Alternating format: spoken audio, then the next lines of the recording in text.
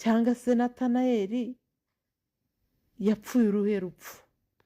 Nawe yapfuye azize ubutumwa bwiza, no kuvuga ngo ni umumaritire. Amateka ya Gikristo yo hambere avuga ko yafashwe kubera kubwiriza Kristo. Abatware bamusabye kureka Yesu yaranze. Hanyuma nyine ubwo icyari gukurikiraho ni ukurenganywa.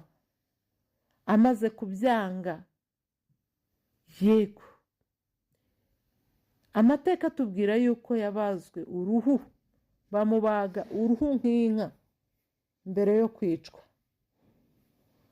Yapfuye urupfu rubabaje, ariko rwerekana kwizera gukomeye, rwerekana ubuziranenge bwo mu mutima, rwerekana kubaha Imana mu buryo bukomeye.